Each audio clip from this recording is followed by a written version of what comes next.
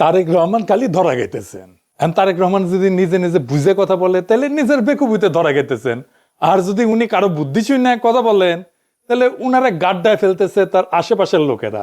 আগের বার খালেদা জিয়ার শাসন আমলে যা হয়েছিল, আশেপাশের লোকেরা গাড্ডায় ফেলছিল, এবার তাই হইতেছে। নিতান্তই স্বল্প বুদ্ধির বেকুবেরা উনারা ধূর পটাইতেছে। যাই হোক, আলাপে আসি। আগে একটা ভিডিও দেখে আলাপ আসি, ওই ভিডিও নিয়েই আলাপ। আসেন দেখেন। বর্জ্য ব্যবস্থাপনা নিয়ে বিএনপি কোনো প্ল্যান আছে কিনা এই বিষয়ে আমি জানতে চাচ্ছি। ঢাকায় কম বেশি প্রতিদিন 7,000 টন আবর্জনা জমা হয়, 7,000 টন। এর মধ্যে আমরা বিদেশি কিছু কোম্পানির সাথে কথা বলেছি, প্রাইমারি আলোচনা করেছি আমরা। তারা মোটামুটি ভাবে এক্সপার্ট, সেটা হচ্ছে যে ময়লা থেকে তারা বিদ্যুৎ তৈরি করে।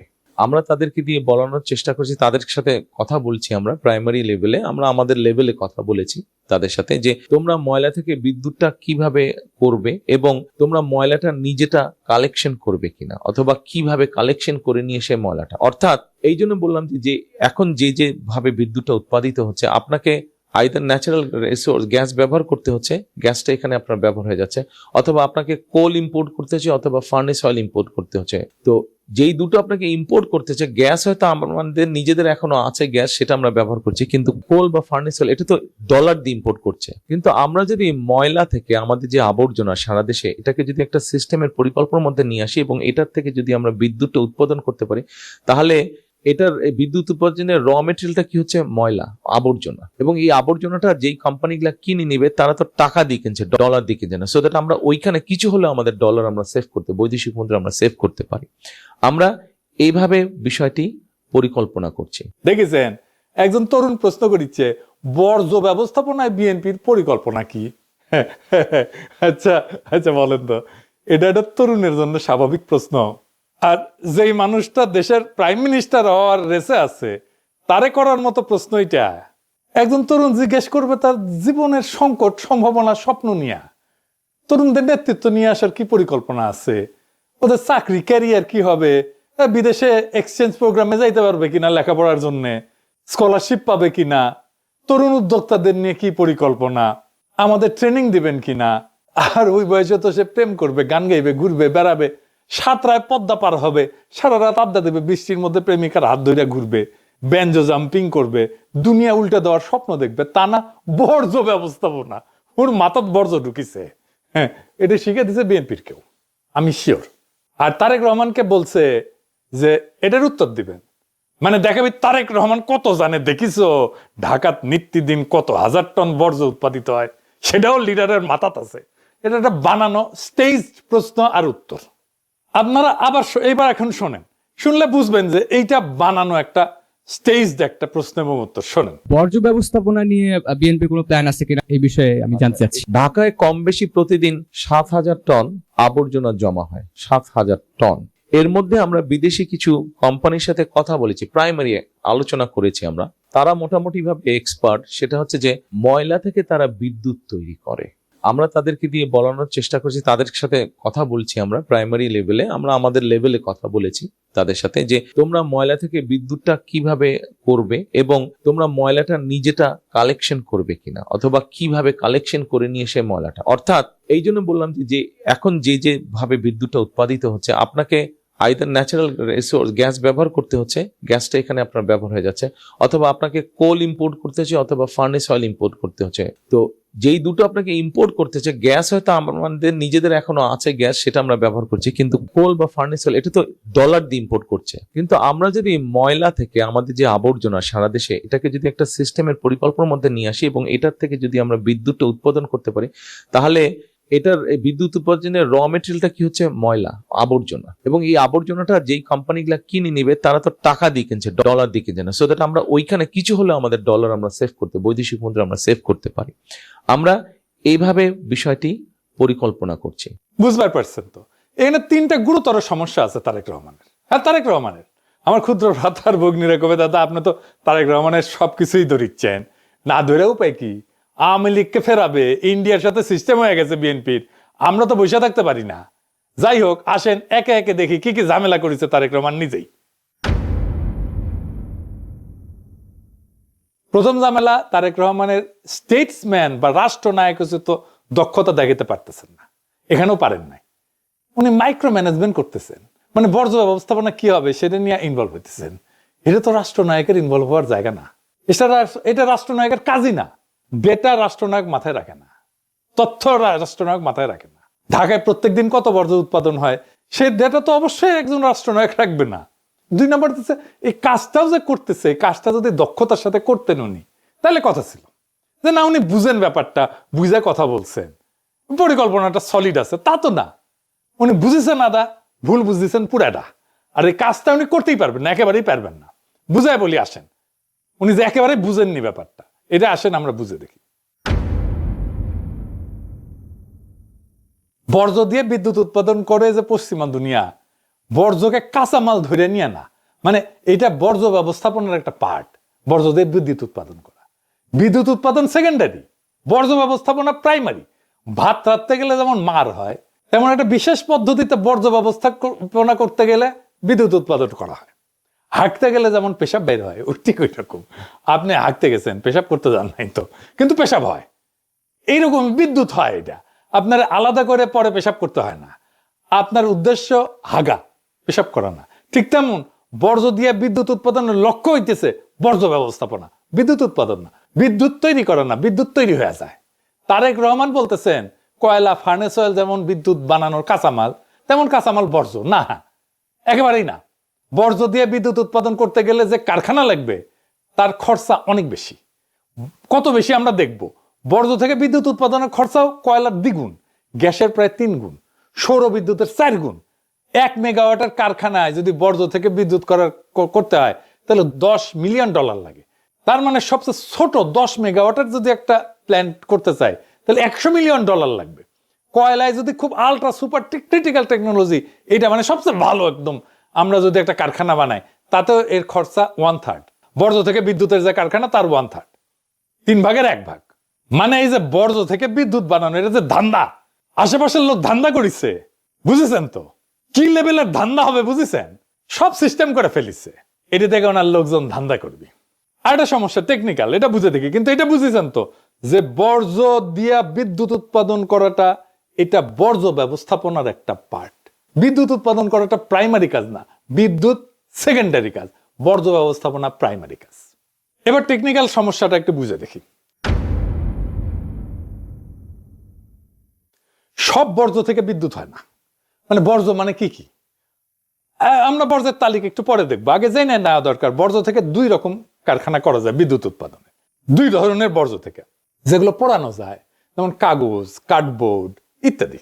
এগুলো পুরায় বাষ্প বানানো হয়, ওইটা দিয়ে টারবাইন ঘোরে, বিদ্যুৎ তৈরি হয়। আরেকটা হইতেছে জৈব বর্জ্য, যেমন যে খাবার রান্নাঘর থেকে যেগুলো আসে, এগুলো দিয়ে বায়োগ্যাস তৈরি করা হয়, আরেক ধরনের প্ল্যান্ট লাগে। তার মানে 2 ধরনের বিদ্যুৎ তৈরি করা যাবে 2 ধরনের কারখানা থেকে। যেমন ধরেন গৃহস্থালী বর্জ্য, সাধারণ মানুষের দৈনন্দিন জীবনে উৎপন্ন বর্জ্য, হাগামোতা ইত্যাদি ইত্যাদি। খাবারের উচ্ছিষ্ট, ভাত, ডাল, সবজি, মাছ, ফল ইত্যাদি। রান্নাঘরের বর্জ্য, এই যে সবজি তরকারি কাটছে এগুলো।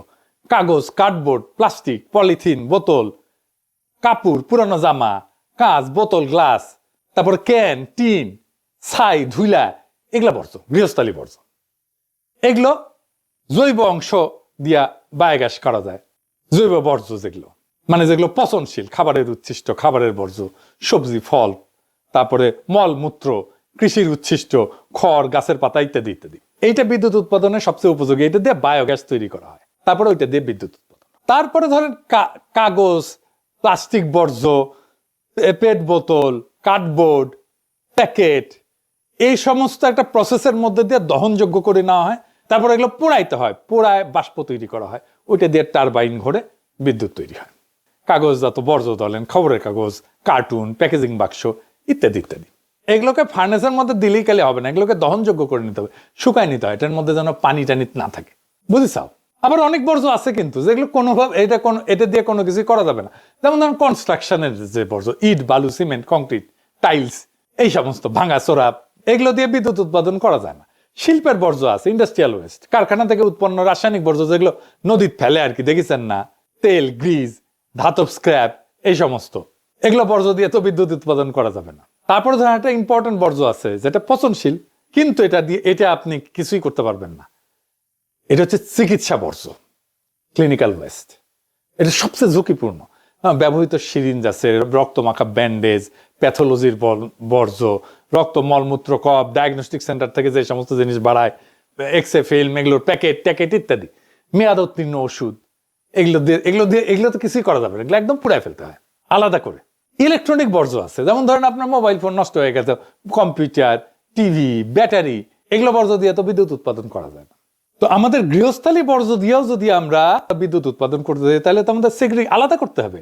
তারপরে যাবে কাঁচামাল হিসাবে, মানে জৈব বর্জ্যগুলো একদিকে যাবে, কাগজ টাগজগুলো আরেক দিকে যাবে, কাঁচ আরেক দিকে যাবে, আমরা তো সবগুলো একসাথে করে ফেলি, তাই না? তো এই সেগ্রিগেশন হয় কোথায়? উৎসে, যেখানে তৈরি হয়, মানে ঘরের মধ্যে, বাসার মধ্যে। আমাদের বাসা তো ইউরোপে আপনি চাইলে এই সবকিছু একটার মধ্যে ভরে নিয়ে ডাস্টবিনে ফেলে দিতে পারবেন না, আলাদা 3 ধরনের ডাস্টবিন আছে। আপনার এখানে 3 ধরনের বর্জ্য 3 ধরনের ডাস্টবিনে আপনি ঘরের মধ্যেই ফেলবেন, আলাদা করবেন, তারপরে যে 3 ধরনের ডাস্টবিনে ফেলবেন। এইটা হচ্ছে সেগ্রিগেশন। এইটা করতে পারলে তখন ওইখান থেকে নিয়ে যে আপনি বায়োগ্যাস বানান, আপনি পুরান, যাই করেন সেটা করেন। এই শিক্ষাটা কমিউনিটিতে থাকতে হবে, এই শিক্ষাটা কমিউনিটিতে শেখাইতে হবে, সময় লাগে। এই সিস্টেম ইমপ্লিমেন্ট করতে কত টাইম লাগবে ভাবেন তো। এখন আপনি বর্জ্য আলাদা করবেন উৎসে। যাই হোক, ফাইনালি বড় সমস্যা যেটা করেছে সেটা আসি, এটার সাথে সার্বভৌমত্বের প্রশ্ন যুক্ত। আমি কালে ওনার বক্তব্য বারবার শুনেছি, উনি বলছেন আমরা বিদেশি কিছু কোম্পানির সাথে কথা বলছি, প্রাইমারি লেভেলে আলাপ করছি, তাদের দিয়ে কাজ করানোর চেষ্টা করছি, আমরা এইভাবে বিষয়টা পরিকল্পনা করছি। আর একবার শোনেন, ঢাকায় কম বেশি প্রতিদিন 7,000 টন আবর্জনা জমা হয়, 7,000 টন।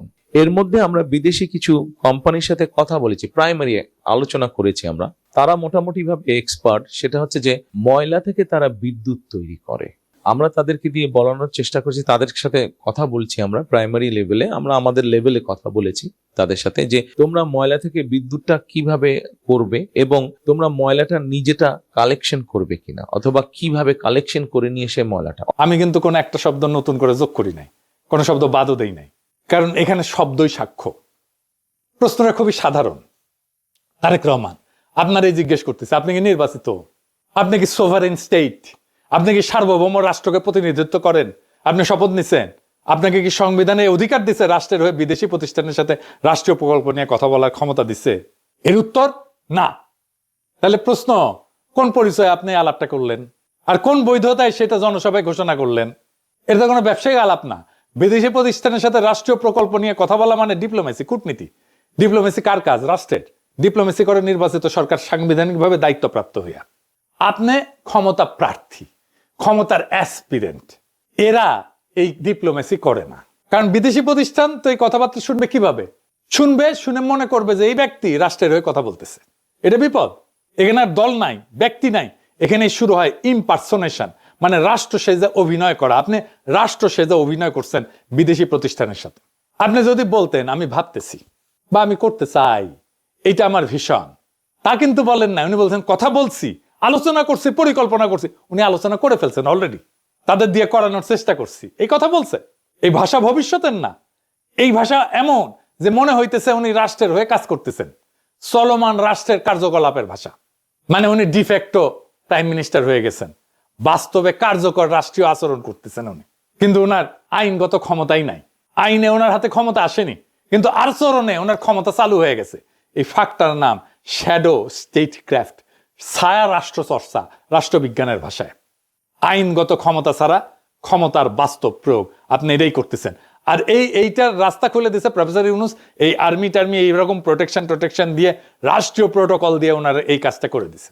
এই প্রশ্ন তো শুধু আইনগত না, এটা গণতান্ত্রিক। এই কথাবার্তা কারা জানলো? কিছু বিদেশি কোম্পানি যাদেরকে পছন্দ করে বা যাদের সাথে তার লোকদের, বিএনপির লোকদের ঘুটু আছে, তারা জানলো ভবিষ্যতে কোথায় ধান্দা করা যাবে। কিন্তু সংসদ জানলো না, নাগরিক জানলো না, ব্যুরোক্রেসি জানলো না, রাষ্ট্রের ইনস্টিটিউট জানলো না। এটা তো পরিকল্পনা মন্ত্রণালয় ছাড় দিবে না, দিবে না তো। পরিবেশ মন্ত্রণালয় ছাড় দিবে না তো। এগুলো সব চাল লাগবে। অর্থ মন্ত্রণালয় ছাড় দিবে না। কারণ আপনি বেশি খরচা কইরা বিদ্যুৎ বানাইতেছেন, এটা তো এফিসিয়েন্ট না। অর্থ মন্ত্রণালয় কেন ছাড় দেবে? টাকা দেবে কেন? বাংলাদেশের নাগরিক তার ট্যাক্সের পয়সা কেন দেবে? আমাকে বুঝান। 3 গুণ বেশি দাম দিয়ে বিদ্যুৎ বানানোর জন্য বাংলাদেশের মানুষ তার ট্যাক্সের পয়সা কেন দেবে? আপনার দলের লোককে ধান্দা করার জন্য? সংসদীয় কমিটি থাকবে না, ওখানে বিরোধী দলের লোক থাকবে না, ওটা ক্যাক করে ধরবে। আর আপনি বিদেশি প্রতিষ্ঠানের সাথে আলাপ করা শুরু করে দিচ্ছেন। বাহ, এখন কইতে পারেন এটা তো ভালো উদ্দেশ্যে করা হয়েছে। গণতন্ত্র উদ্দেশ্য দিয়ে চলে না, গণতন্ত্র চলে সীমা দিয়ে, বৈধতা দিয়ে। ভালো উদ্দেশ্য দিয়ে রাষ্ট্রের সীমা ভাঙা যায় না, কর্তৃত্বের সীমা ভাঙা যায় না, নতুন কর্তৃত্ব তৈরি করা যায় না। কর্তৃত্ব তৈরি হবে, শপথ করেন, জিতে আসেন, যদি জিতে আসতে পারেন তারপরে করেন। ইতিহাসে কোথাও কোথাও নির্বাচনের আগে এই ধরনের যোগাযোগ হয়েছে, আর ইতিহাসে সেই ঘটনাগুলোকে কি নাম দিছে জানেন? এগুলো অবৈধ, অনৈতিক, বিপজ্জনক, রাষ্ট্রীয় সীমা লঙ্ঘন। আজও সেগুলো পড়ানো হয় নেগেটিভ প্রেসিডেন্স হিসাবে বা নেতিবাচক দৃষ্টান্ত হিসাবে রাষ্ট্রবিজ্ঞানে। দক্ষিণ ভিয়েতনামের সরকারের সাথে নিক্সন নির্বাচিত হওয়ার আগে এরকম একটা আকাম করেছিল দক্ষিণ ভিয়েতনামে। প্যারিসে তখন ভিয়েতনামের সাথে আমেরিকার একটা পিস টক হচ্ছিল, শান্তি আলোচনা হচ্ছিল। মানে তখন তাইলে শান্তি আলোচনা করে আমেরিকান সোলজার এমনি এমনি চলে আসতো সম্মানজনকভাবে। এটাই ছিল অবজেক্টিভ। প্রেসিডেন্ট ছিল জনসন। প্রেসিডেন্ট জনসনের সঙ্গে দক্ষিণ ভিয়েতনামের আলাপ চলতেছে। তখন নিক্সন কিন্তু নির্বাচিত হয় নাই। সে দক্ষিণ ভিয়েতনামে কইছে যে পিস টক ভেঙে দাও, আমরা নির্বাচিত হয়ে আসলে আরো ভালো ডিল দিব তোমাদেরকে। পিস টক ভেঙে যায়। এর ফলেই কিন্তু আমেরিকার লজ্জাজনক পরাজয় হয় ভিয়েতনামে। এইটারে ইতিহাসে বলে প্রি ইলেকশন স্যাবোটাজ নিক্সন। এটা দিয়ে সার্চ দিয়ে দেখেন গুগলে। কিন্তু এই একটা জিনিস ইতিহাসে নাই, তারেক রহমান এটা ইতিহাসে নতুন করছে। নির্বাচনের আগে বিদেশি প্রতিষ্ঠানের সাথে রাষ্ট্রীয় প্রকল্প নিয়ে কথা বইলা সেটা প্রকাশ্য রাজনৈতিক বক্তৃতায় ঘোষণা করছে। তিনটা জিনিস একসাথে হয়েছে, প্রি ইলেকশন, ইলেকশনের আগে, ফরেন অ্যাক্টর, বিদেশি পক্ষ, পাবলিক ডিক্লারেশন, প্রকাশ্য ঘোষণা। এই তিনটার কম্বিনেশন গণতান্ত্রিক রাষ্ট্রে কখনো কোথাও ঘটে নাই, তারেক রহমান প্রথম করছে। এটা কোথাও ঘটে না, এটার কারণ খুবই পরিষ্কার। কারণ এটা করলে স্টেট পার্টির যে বাউন্ডারি, রাষ্ট্র এবং দলের যে সীমানা, এটা ভেঙে যায়। দল আর রাষ্ট্র আলাদা থাকে না। এখন আসি সবচেয়ে গভীর জায়গায়, রাষ্ট্র কি আসলে? রাষ্ট্র কোনো ব্যক্তির ভবিষ্যৎ স্বপ্ন না, রাষ্ট্র কোনো দলের আগাম সম্পত্তি না। রাষ্ট্র একটা প্রক্রিয়া, প্রসেস। রাষ্ট্র একটা ইনস্টিটিউশন। এই প্রক্রিয়ার ধাপ আছে। জনগণের ভোট প্রথমে, সাংবিধানিক দায়িত্ব তারপরে প্রাতিষ্ঠানিক সিদ্ধান্ত। তিনটা ধাপ আছে। এই তিনটার একটাও বাদ দিলে রাষ্ট্র থাকে না, থাকে ব্যক্তিগত শাসন। তারেক রহমান তার ব্যক্তির শাসন চাপাই দিতে চাইতেছে বাংলাদেশের উপরে। উনি ভোটের আগেই রাষ্ট্রের মতো কাজ করতে শুরু করছেন। তার মানে তারেক রহমান বলতেছে রাষ্ট্র জনগণের না, রাষ্ট্র আমার সম্ভাব্য সম্পত্তি। এটাই গণতন্ত্রের মৃত্যু। তারেক রহমানের হাত ধরে আসতেছে গণতন্ত্রের মৃত্যু। গণতন্ত্র মানে যা খুশি তাই করা না। গণতন্ত্র মানে কে কবে কথা বলবে, কোন পরিচয়ে বলবে, কোন সীমার মধ্যে বলবে, সেইটা ঠিক করা। তারেক রহমানের এই বক্তব্য প্রমাণ করছে তারেক রহমান তার সীমা লঙ্ঘন করছেন। রাষ্ট্রের মালিক জনগণ, সিদ্ধান্ত নিবে জনগণ। আপনি তারেক রহমান না, আপনি রাষ্ট্রের মালিক না, এটা আপনার জমিদারি না। আপনাদের কি মনে হয় তারেক রহমান রাষ্ট্রনায়ক হওয়ার উপযোগী? উনি রাষ্ট্র চালাইতে পারবেন? উনি রাষ্ট্র বুঝেন? উনি তৈরি হয়েছেন রাষ্ট্র চালানোর জন্য? বিচারের ভার আপনাদের উপরে দিলাম।